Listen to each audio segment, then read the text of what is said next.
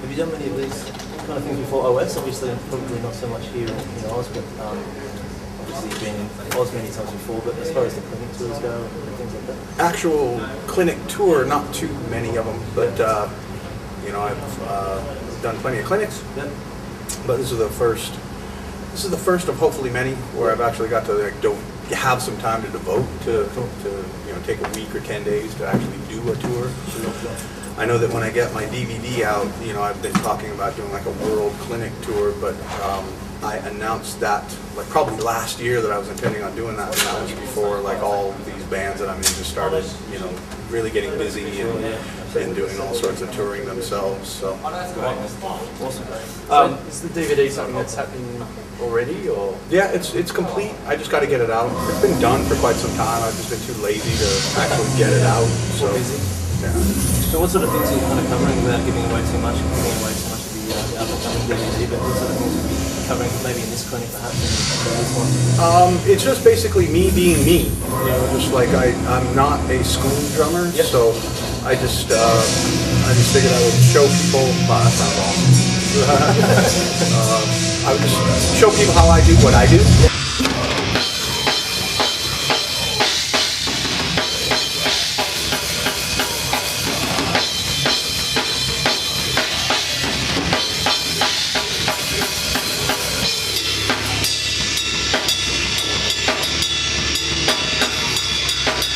Have you got your finger on the pulse with kind of up-and-coming techniques and all that sort of stuff, or is it just merely jamming? You know, like? Yeah, most of the time I just figured, you know, if I keep my brain clear mostly, you know, I get to come up with my own stuff because I've ripped off enough, you know. And but there's a lot of killer players, you know, like the young dudes that are just coming up and creating all these crazy, awesome techniques that are all really deadly. So, you know, I try to pay attention to who's cool, and you know, I even pay attention to the guys who aren't cool. Like especially when I'm writing, or when whatever band I'm in is in writing mode, I don't listen to a lot of other bands because I don't really want to be influenced by anybody. So I just try to, you know, I gotta admit, I mostly, like when it comes to metal, I suppose I always have enough stuff on the go that I get to listen to whatever my latest project is, and usually I'm checking mixes and you know, I'll listen to something that I've done for, you know, I'll listen to it for even a couple of weeks or whatever until I get really burned out on it. So.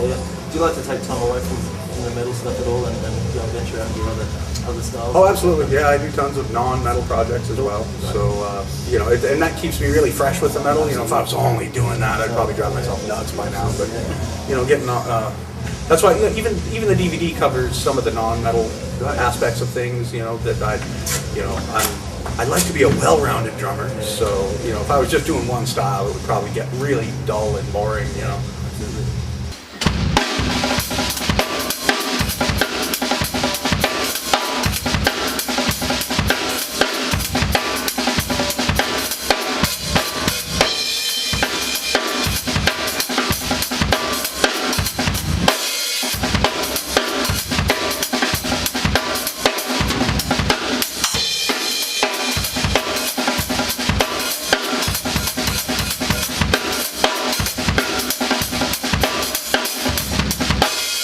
Some of the newest stuff that's non-metal related that you've been working on?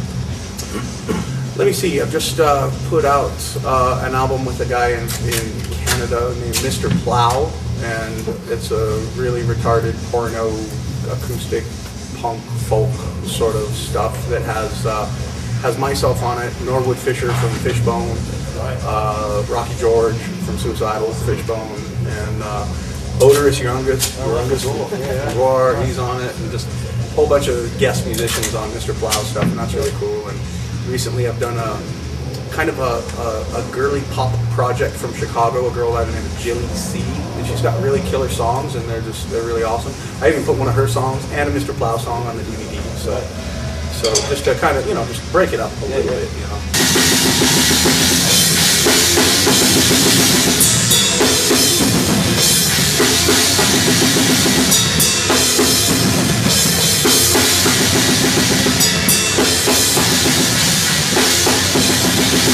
Just talking quickly about just the setup. Obviously, you're predominantly an open-handed player. Is that from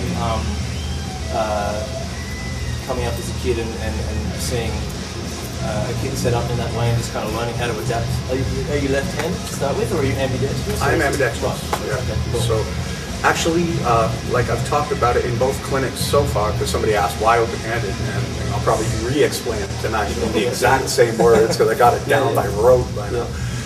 It's pretty much, the reason I play open-handed is where my record player was located when I was learning how to play drums, you know, because I would play on my bed.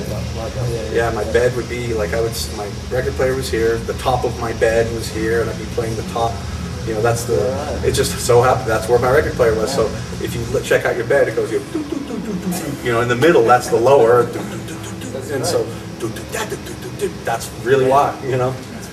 And I could do it either way at the time, so it was just like if it was my record player was over there, I'd probably be cross-handed, you know. But I hate playing cross-handed because you know, I got too much gut, so it's not really easy to cross over. So. When you were like younger and obviously you're self-taught, what sort of records did you play along to? When I was learning, I was you know, like 8, 9, 10, and you know, the 70s now classic rock is what I really listen to a lot. You know, a lot of, you know, Kiss, of course, and Queen and Angel and Black Sabbath and Ted Nugent and Cheap Trick and Aerosmith, and I would just air drum. You know, I was a world champion air drummer. You know, my air drum kit was huge. It was awesome. And Rush, of course, and you know, I when I got a little bit older, not very much older, like, you know, 11, 12 or whatever, I started getting into like progressive rock and stuff, and you know, that was a little bit more of a challenge. You know, it's one thing to air drum to a Kiss song. It's like, okay, you got that down in about 5 minutes, but Rush, you know, 2112, of course, and Hemispheres, and Gino Vanelli's Brother to Brother album. That was a great drum album. You know, totally taught me a lot on that. And yeah, I'm always hearing songs on the radio that, hey, I learned how to play drums to that, you know, shit like that. So that's cool. And how old were you when you first hit the set? I was 13. So I had been playing air drums so long that it was, you know, I got on the kit and I was like, okay, it's easy, you know, it's like you got actually hitting things now, but I've been hitting these invisible things for 4 or 5 years now, and it was super easy, man. My very first time on the kit, I was jamming songs with my cousin, you know, because he was about 5, 6 years older, and you know, he could honk along on the guitar, and I was right there with him. You know, I was like 12 or something like that.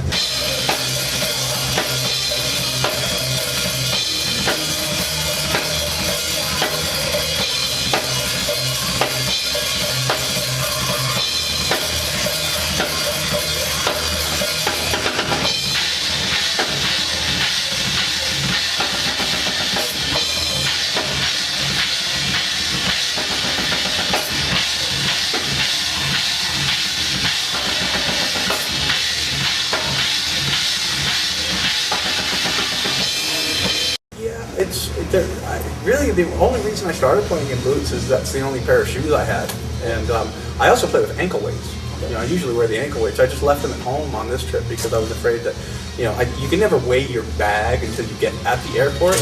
And then I was like weighing my bag. I was like, man, I'm really close to the limit. I know, I can tell.